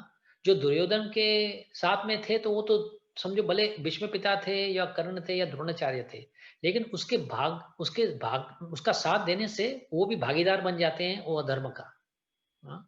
क्योंकि अगर समझो चोरों के साथ या तुम संग रखोगे तो पुलिस जब आएगी ना तो सबको पकड़ के ले जाएगी। ऐसे नहीं बोलेगी अरे भाई मैंने तो चोरी नहीं की, मैं तो सीधा साधा हूँ, मैं तो उनके साथ खाली बैठा था। बोले तुम अंदर तो चलो, फिर बाद में कोर्ट डिसाइड करेगी तुम चोर हो कि नहीं हो, हाँ, या तुम खूनी हो कि नहीं हो, तुमने भाग लिया है कि नहीं लिया है। तो अधर्म का भाग लेने से भी आप अधर्मिक बन जाते हो। तो उनका ये जो ख्यालत था ना, देखो अगर कृष्ण भगवान भीष्म पिता को छोड़ देते या द्रोणाचार्य को छोड़ देते या, तो उसमें क्या होता, पहले तो ये बात होती कि कृष्ण ने किसको, he was not equal to everybody, यानी समूहम सर्वभूतेषु नहीं हो रहा था, यानी वो इक्वल विजन से नहीं देख रहा था। अगर तुम खलनायक हो तो खलनायक हो, भले तुम जज के बच्चे क्यों ना हो, बेटे क्यों ना हो, तुम जज के बेटे भी हो सकते हो, लेकिन खलनायक ने गलती की है तो की, तो जज ऐसे बोलेगा मेरा बेटा है तो उसको छोड़ दो, नहीं, उनको भी जेल भेजना होगा तो भेजेंगे। तो भगवान भी ऐसे हैं, आपने अधर्म का साथ दिया है तो आप भी अधर्मिक हो चुके, हाँ। तो वो समय ऐसा था कि पूरा विनाश करना था और पूरी रचना फिर से शुरुआत करनी थी धर्म के बेस पे। और धर्म का बेस कौन थे, पांडव थे, युधिष्ठिर था। तो धर्म अगर वहां से फिर से शुरुआत होती है तो फिर आगे चल के धर्म स्टैब्लिश हो जाएंगे। तो ये एक प्लानिंग थी, एक योजना थी भगवान की कि सबको मारना ही था। अच्छा, ये योजना भगवान की जैसे बनी हुई योजना है तो उसमें नुकसान बिल्कुल नहीं है। सब सब जो मारे गए थे वो परम गति प्राप्त कर लेते हैं। ऐसे नहीं कि वो दुर्योधन था, पापी था, या दुशासन था, बहुत महापापी था, तो वो बेचारों को पाताल लोक में भेजा गया, नरक में भेजा गया वगैरह वगैरह, नहीं नहीं, सबको परम गति मिली, सब स्वर्ग में चले गए, हाँ। क्यों, क्योंकि भगवान के हाथों से उनको मारे गए थे, हाँ। जो संबंधित भगवान से होता है ना, किसी प्रकार का संबंध हो, जैसे कंस थे, रावण थे, ये भी मारे तो गए ना, लेकिन उनको भी परम गति मिल चुकी, क्योंकि भगवान के हाथों मारे गए जाते हैं ना। तो दिस वॉज प्लान्ड, हाँ, विनाश तो होना ही था, और वो पहले ही निश्चित हो चुका था कौन बचने वाले हैं उस जंग में, हाँ, पांडव तो बचने वाले थे। और आप इस हिसाब से देखोगे तो इसलिए पांडवों के बच्चे भी बेचारे मारे गए। दूसरी तो ठीक है, अब उस बच्चों ने क्या किया, जो पांडवों के जो बच्चे थे उन्होंने क्या किया, वो भी बोले वो भी अधर्म का साथ दिया हुआ था क्या, हाँ। तो लेकिन ये बात ऐसी है कि यहाँ पे मोह, ये अधर्म यानी मोह में भी होता है, अधर्म होता है, तो मोह को भी मारना होता है, वैराग्य जागृत करना होता है। तो इस हिसाब से तो जो निश्चित हो चुका था यही था कि सिर्फ पांडव बचेंगे, बाकी सबके सब मारे जाएंगे, मगर सबको परम गति मिल जाती है, हाँ। और एक विधि का ये एक नियम, विधि का एक बनाया हुआ रचना थी कि इसके बच्चे क्यों जाएंगे, कि वो आए कुछ समय के लिए थे, क्योंकि आत्मा भी कभी आती है, जब छोटे बालपन में कभी कभी शरीर छोड़ जाती है, कोई कोई ऐसे किस्से होते हैं कि बालपन में किसका छोटे उम्र में यौवन में ही कोई शरीर छोड़ जाता है, तो उसका भी कोई वजह होता है कि उसको कुछ कार्य समाप्ति करने के लिए आए हुए थे, वो कार्य समाप्त कर लेते हैं, फिर नया जीवन शुरू कर लेंगे, हाँ। जो उनको उस माता पिता से या उस खानदान से या उस शहर से, उस देश से कुछ कनेक्टेड थे, कुछ उनको अपने कर्ज पूरे करने थे, वो कर्ज पूरे करके चले जाते हैं। हम सब जो आते हैं अपना कोई कर्ज पूरा करने ही आते हैं, हाँ। कर्म का कर्ज होता है या कोई भी कर्ज समझ लो, जब हमारी समाप्ति कर्ज की हो जाती है हम यहाँ छोड़ के चले जाते हैं। हम आखिर में तो अकाउंट जीरो ही करने हैं ना, जीरो करके तो आखिर हमें फिर भगवान के पास ही जाना है ना। बैलेंस शीट को आपको इक्वल जीरो करके आना है, सिर्फ समाप्ति, कोई भी ना डेबिट ना क्रेडिट होने चाहिए हमारे बैलेंस शीट में, सब जीरो जीरो होने चाहिए, जीरो जीरो होंगे तब जाके हम परम गति गोलोक वृंदावन को प्राप्त कर सकते हैं।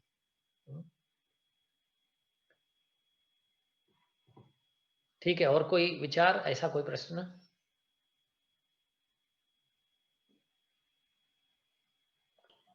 प्रभु जी, हाँ धर्म की स्थापना करने के लिए इतना युद्ध हुआ, लेकिन जैसे युद्ध के बाद फिर Krishna left after some few years, yes उसके बाद तो फिर कलयुग चालू हो गया। या तो तो आप कलयुग सोचो चालू ना। हो गया।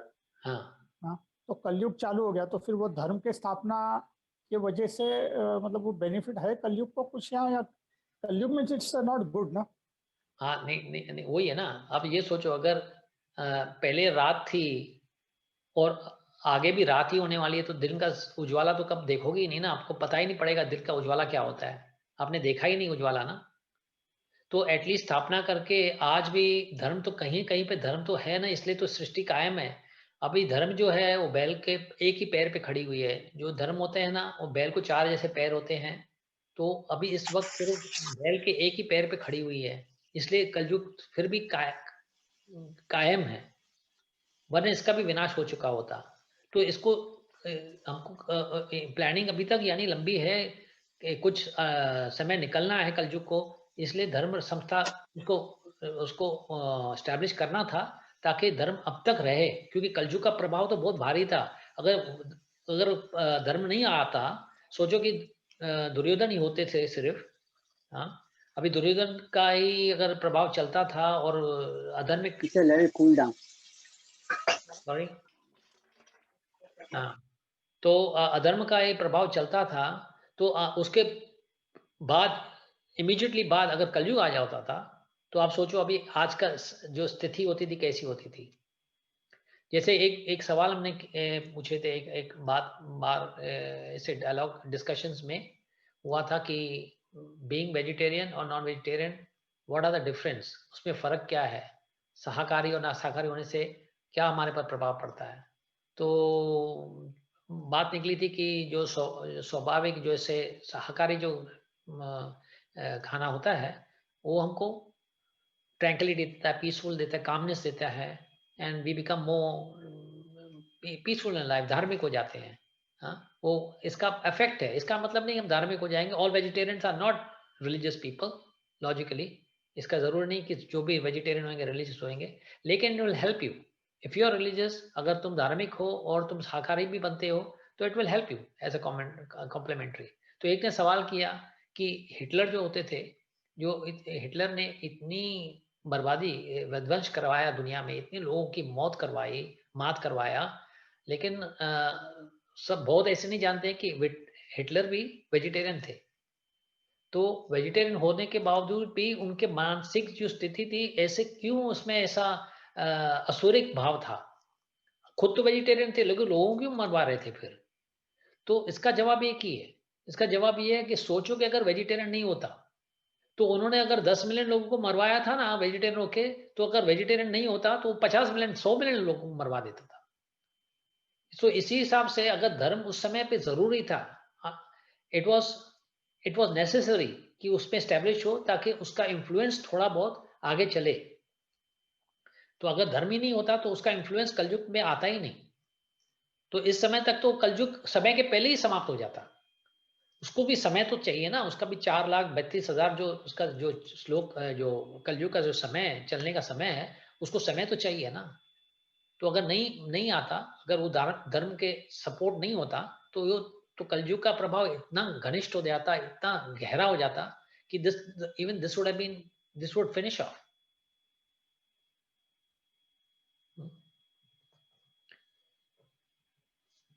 Anyway, this is Krishna's plans. Many times we don't understand in short term.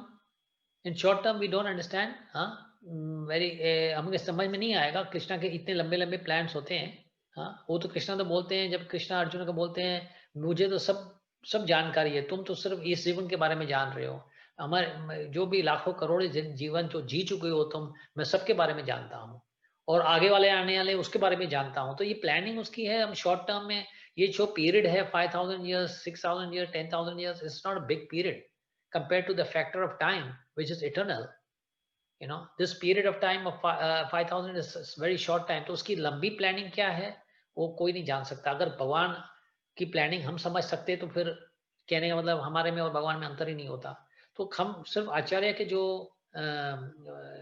विचार होते हैं, जो उन्होंने इस विषय को लेकर उन्होंने जो विचार किए हुए हैं कि धर्म की संस्था करने की बहुत आवश्यकता थी उस समय, करना ही था।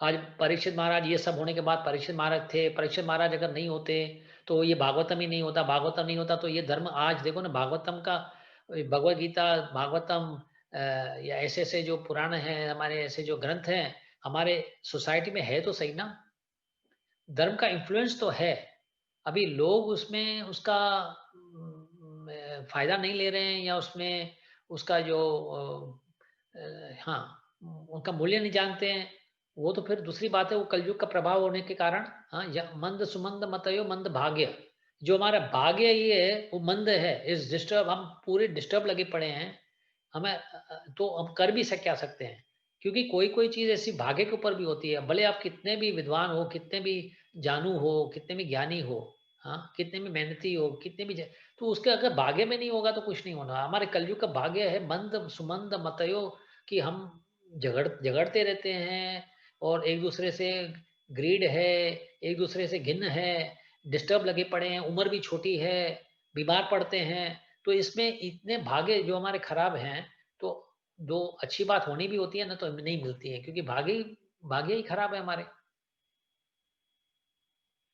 लेकिन भगवान से अगर जुड़ोगे तो वो फिर हमारे भाग्य अच्छे होने लगते हैं। अच्छा, हमारे चिन्ह क्या होते हैं, हमारे मेजरमेंट क्या होती है? अरे भगवान के साथ जुड़े तो पैसे तो आ नहीं रहे हैं, सुख संपत्ति नहीं आ रही है, बच्चे जो चाहते थे नहीं मिल रहे हैं, व्यापार अच्छा नहीं चल रहा है, तंदुरुस्ती भी कमजोर है, तो फिर ये भगवान को पाना फिर क्यों, क्या मतलब हुआ? तो यही सवाल हो जाता है, समझो यही सवाल पूछ लो कि पांडवों ने ये सब किया तो सब, तो हमारे सब तो ऐसा ही हो रहा है ना। हम बोलते हैं भक्त हैं, भाई बेचारे कितने भक्त हैं, अभी देखो कोविड है, अभी बोलते हैं नहीं, अभी ये भी सवाल उठता है कि महाराजों को साथ या को भक्तों के साथ अगर इतनी पूरी जिंदगी दे चुके हैं भगवान को, तो उनको क्यों मौत आ रही है, उनको क्यों बीमार हो रहे हैं? नहीं, ऐसे किसने कहा? कभी नहीं भगवान ने कहा कि मेरे से जुड़ने से कि आपके जो कर्म के जो है फल है आपके हिस्से में वो आपको नहीं आने वाले हैं, या हमारा योजना नहीं चलेगी। भगवान की योजना is superior to anything, even is beyond karmas. जब भगवान को चाहेंगे किसी से, अगर वो बीच में सोच भी लेवे ना, ठीक है चलो भाई अभी तुम्हारा समय आ गया, आ जाओ मेरे पास आ जाओ, अरे नहीं भाई भगवान मैं और भी समय रहना चाहता हूँ, अरे नहीं मैं बुला रहा हूँ, मेरे अपने लोक में बुला रहा हूँ, फिर क्यों तुम यानी अब तक यानी तैयार नहीं हो मेरे पास आने के लिए? तो योजना भगवान की भी होती है, साथ साथ में चलती है, एक कर्म होता है, एक योजना होती है भगवान की, ये दोनों एक साथ साथ में चलती है। Okay, so Vishal, you have a question? Hare Krishna, Prabhuji. Yeah. Prabhuji, why is it so difficult to disassociate with the non-devotees? That is natural, because आप in the place that you are is bhumi, the bhumi makes a big difference. Suppose now आप मंदिर में बैठते हो, right? मंदिर के माहौल में बैठते हो, उसके एटमॉस्फेयर में, तो आपको बुरे ख्याल भी कम आने लगते हैं, क्योंकि वो भूमि का असर होता है। लेकिन अगर मंदिर के बाहर होते हो तो अभक्त जो लोग होते हैं उसका संग ज्यादा होता है, उसका प्रभाव ज्यादा होता है, because it is material world, no, it's a material world will give you material influences, तो वहीं पे आकर्षित हो गए आप। समझ इंडस्ट्री है, जैसे आप किसी काम कहाँ पे काम करते हो, कोयले के खान में काम करते हो, जैसे कोल जिसमें बनता है ना कोयला, तो उसमें खान में काम करोगे तो आपके शरीर पे तो उसके दाग तो आएंगे ही ना, क्योंकि कोयले में तो योर मटेरियल वर्ल्ड। हाँ, but Prabhuji, the point is non-devotees can be a devotee of some other demigod also. well then see the concept of devotee जो है ना, जो the word devotee को समझना भी जरूरी है। हाँ, devotee, if you take a literal sense of devotee, means you are serving somebody, जिसको सर्व करते हो वो डिवोटी हो जाते हैं। लेकिन हम जो जब वर्ड डिवोटी यूज करते हैं ना, which means Vaishnav devotee, Vaishnav means is serving the supreme lord Vishnu or Krishna, we are referring to that। अभी एक कॉमनली हम डिवोटी यूज कर लेते हैं, तो अभी जैसे शिव भक्त होते हैं या गणेश भक्त होते हैं या माता के भक्त होते हैं, वो भी भक्ति होते हैं, उसको भी डिवोटी बोला जाता है। तो वो डिफरेंशिएट सिर्फ होता है कि किसकी सेवा करते हो। अभी घर में समझो आपके कहीं कोई कंपनी में नौकरी करते हो, छोटी मोटी कंपनी है, तो वहां भी नौकरी होती है, और बड़े बड़े कंपनी माइक्रोसॉफ्ट कंपनी में करते हो तो वो भी नौकरी होती है। लेकिन सीईओ ऑफ जो माइक्रोसॉफ्ट होता है, या सीईओ ऑफ कोई छोटी मोटी कंपनी होती है, जो समझो कि खिलौने बनाने वाली कंपनी छोटी मोटी होती है, दोनों तो सीईओ है, दोनों नौकर हैं, लेकिन दोनों में अंतर है ना, because you R G serving a different personality. तो वैष्णव जो फॉलोअर्स हैं, जो हम भक्त, हम नॉर्मली जो डिवोटी यूज करते हैं, we don't add that word Vaishnav bhakt, या ऐसे विष्णु भक्त या कृष्ण भक्त नहीं बोलते हैं, भक्त बोल देते हैं, which is for us to understand that when we are talking about Krishna and when we talk about devotee, which means Krishna's devotee. तो but it is not wrong. देखो, संगत तो होगा ही होगा, ऐसा नहीं कि आप सबसे दूर जा सकते हो शुरुआत में। Until you create a taste. Starting में थोड़ा डिफिकल्ट लगता है, जैसे ड्राइविंग स्कूल में आप सीख के अगर ड्राइविंग सीख भी लेते हो ना, तो पहले दिनों में आपको आसानी से नहीं चलाते हो, आपको पूरा ध्यान देना पड़ता है, लेफ्ट राइट, सीधा, लाइट जलाया नहीं जलाया, हॉर्न बजाना नहीं बजाना है, कौन से रूल्स हैं, क्यों। लेकिन आप 6 महीने 8 महीने ऐसे ड्राइविंग करोगे, उसके बाद आपको सोचने की जरूरत पड़ती है? नहीं पड़ती है, क्योंकि you it has become part of you. तो ये सेवा भी ऐसी है, भगवान की सेवा जब करने लगते हैं ना, हाँ, छोटी छोटी सेवाएं जैसे होती है, भगवान पे भोग चढ़ाना, उसको वस्त्र पहनाना, ये इसकी आरतियां करना, ये करना, छोटी छोटी, जैसे धीरे धीरे धीरे धीरे आपके खून में ऐसे समाते जाएगी, आपके दिमाग में समाते जाएगी, ऐसा एक समय आएगा कि आपको इसके अलावा कोई ध्यान में भी नहीं आएगा। तो वो ही वहां तक, वो पदवी तक हमें पहुंचना है, वो पदवी तक हमें पहुंचना है, तो उसके पहुंचने के लिए पहले साधन करने पड़ते हैं। तो साधन के समय ये सब परीक्षाएं, छोटी छोटी ऐसे तकलीफें आती हैं कि मैं इससे दूर नहीं जा सकता हूँ, मैं ये नहीं करवा सकता हूँ, वो नहीं कर सकता हूँ, क्योंकि, तो उससे चिंता नहीं करनी चाहिए, हम अपने साधन में पक्के रहने चाहिए। अगर अपने साधन में पक्के हैं तो विजय विजय तो हमारी ही होगी, because Krishna is on our side. देखो, अर्जुन के साथ कृष्ण थे, मानते हैं, उसकी सेना भी कमजोर थी, हाँ, तो उसके बावजूद भी जीत तो उसी की होती है ना। करवा देंगे ना, जीत करवा देंगे, क्यों नहीं करवाएंगे। एक बार उन्होंने अपने हमारे सर पे हाथ रख ही दिया है, तो वी विल हैव बिकॉज जब अर्जुन कहता है कि मुझे नहीं करना है, तो कहीं ना कहीं दिमाग में ये आता है कि उसको एसोसिएट नहीं करने का है, किसी किसी और ऐसी चीजों से एसोसिएट नहीं करना है जिससे उसको उसको फ्यूचर दिख नहीं रहा होगा। हाँ, ठीक है, वो है उसकी सोच, ठीक है, वो है अर्जुन की सोच, और कृष्णा की सोच अपनी है। यू जैसे बोलते हैं, इंग्लिश में बोलते हैं, you have your plans, I have my plans, and Krishna has own plans. Okay, अभी तीनों के प्लानों में कौन सा प्लान इंपॉर्टेंट प्लान है, जो जो जो यानी जो होना ही होगा, जो योजना होगी, वो भगवान के प्लान की योजना होगी। वो हमारी जो मटेरियल एनर्जी दुर्गा है, वो हमारी क्यों सुनेगी, अपने मालिक की सुनेगी ना, हमारी क्यों सुनेगी। हम ये चाहत करेंगे भी, बट मैं, ठीक है, मैं चाहता हूँ भाई ये कोविड चले जाए, तो मेरे चाहने से कोविड चले जाएगी? नहीं जाएगी। तो इसलिए अर्जुन के अपने प्लान्स थे, अर्जुन के दिमाग में कोई बात आती है तो उस विषय में भी हम चर्चा करेंगे। It's a very deep subject, और वो उसके मन में विचार क्यों आते हैं, ये भी, वो भी एक सब्जेक्ट मैटर है। हाँ, ऐसे नहीं कि वो खुद चाहते थे कि मेरे, या उसके नेचर के हिसाब से वो आ रहे हैं विचार है, वो विचार आ रहे हैं क्योंकि there is some plan behind it. See, Krishna is telling in the 15th chapter, if you take the words, go through this verse 15.15. If you have time, कभी आगे चल, सर्वस चाम हृदय सन्निविष्टो मत स्मृति ज्ञानम अपोहनम च वेदेश सर्वेर अहम एव वेद्यो वेदांत कृत विदेह चाम।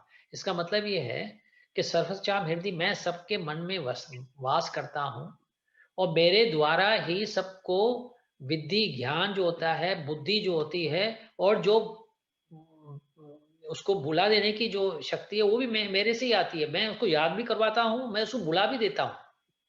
अगर मैं चाहूँ ना कि तुम पढ़ लग के चले भी जाओ, एग्जाम के पेपर देने चले जाओ, अगर तुमने पूरे बरस उसके अभ्यास किया हो, अगर भगवान ने चाहा कि वो तो आपको सही समय पर और अंत समय पर याद नहीं आए, तो आप सब भूल जाओगे, ऐसे डिलीट हो गया आपका फाइल ही, समझो डिलीट हो गया आपके मन में से। क्यों? तो because this is Krishna's arrangement, when he wants, वो अपनी प्लान योजना आगे करने के लिए जो करना चाहते हैं ना, वो कर देंगे। तो आपको कौन से विचार आने हैं, कौन से विचार नहीं आने हैं, वो भी भगवान के ऊपर रहता है। Ultimate cause is he, primary cause is your Karma, but ultimate cause is Krishna. उसके प्लानिंग से और उसके नियोजन योजना से कोई उत्तम नहीं है. So that we will talk on that subject, why Arjuna is coming out with this topics in the next following verses. We will see why Arjuna जब ये बोलते हैं ना, अभी हमने जो ये वर्स में जो खत्म किया, अभी ये आखिरी वाला जो वर्स पढ़ा, तो उसमें बताया कि he wanted to say something to Arjuna. तो हमने वहां पे रोक दिया हुआ है, like because that subject is important. ऐसे 5-10 मिनट में हम नहीं समझा पाएंगे, तो we will have to start that whole subject next time. हरे कृष्ण, सही बात, okay. Okay. Hare Krishna, Hare Krishna. Hare Krishna. Okay, so I think it is time already to close up. यहाँ पे भी 2 बजे आपके, I think it is 6:30 in the India. तो I'm very happy, बहुत खुशी हुई आपके साथ होकर, and I thank all of you कि रविवार के दिन आप बैठ के ये प्रोग्राम में शामिल हो रहे हो, आ रहे हो और समय दे रहे हो अपना. It's wonderful. It only shows that आपकी जो इंटरेस्ट है इसमें है, and you want to know something about Krishna, you want to be connected to Krishna. So it is wonderful. You know, this is a beautiful quality of a devotee, जो हम बोलते हैं, जो ये गुण है. त्याग इसको बोलते हैं, जो आपको पसंद हो उसको छोड़ना, उसको त्याग बोलते हैं. जैसे कि सपोज कोई डायबिटिक, यानी नहीं, प्रभुपाद एक एग्जाम्पल देते थे कि आप बैंक में खड़े हो, समझो, अच्छा बैंक के अंदर खड़े हो, तो बोलते हो मैंने बैंक को त्याग दिया. अरे बैंक आपकी थी कब जो त्यागोगे? आपकी थी कभी? जब होगी आपकी तो त्याग हो गए ना. जस्ट क्योंकि बैंक के अंदर खड़े हो तो उसका मतलब थोड़ी बैंक आपकी हो गई, यू नो. तो इसीलिए जो आपका समय इस समय है ना, जो कीमती में कीमती वस्तु जो है आपका समय. आपको जीवन दिया गया है for certain minutes of the day of the life. तो क्षण होते हैं, जिसको डिवाइड कर जाते हैं, सेकंड्स बोलो या मिनट बोलो, तो क्षण होते हैं. तो कितनी सांसें होती हैं, कितनी क्षण हैं आपको जिंदगी में दिए गए हैं. तो इससे कीमती और कोई नहीं होता चीज. आप किसको धन का भी दान दोगे ना, तो वो इतना महत्वपूर्ण नहीं है. लेकिन समय का दान दोगे, अगर मैं बोल दे 1 घंटा मैं भगवान में देता हूँ, 2 घंटा, तो वो बहुत महत्वपूर्ण है, क्योंकि वो आपका जिंदगी है. समय यानी जिंदगी, उससे यानी रिलेशन रखता है कि आपके 2 घंटे जिंदगी गए, तो आप 1-2 घंटे का समय देते हो भगवान के लिए, तो ये बड़ा दान हो जाता है, वो बड़ा त्याग हो जाता है कि अपनी जिंदगी का ध्यान समय अपने भगवान को दिया हुआ है. तो when you are doing, specially वो संडे के दिन, परिवार का दिन है, घूमने फिरने का दिन है, आनंद मजे करने का. ठीक है, कोविड में कोई कर तो नहीं सकता, तो अच्छा, पता नहीं अभी कोविड की वजह से सब हम झूठ मिले हुए हैं कि कोविड के बाद भी देखेंगे क्या हुआ. बोले और कुछ तो करना ही नहीं है, तो ठीक है, चलो प्रभु जो बोलते हैं आके सुनते हैं. परीक्षा तो बाद में होगी, कोविड के बाद देखेंगे.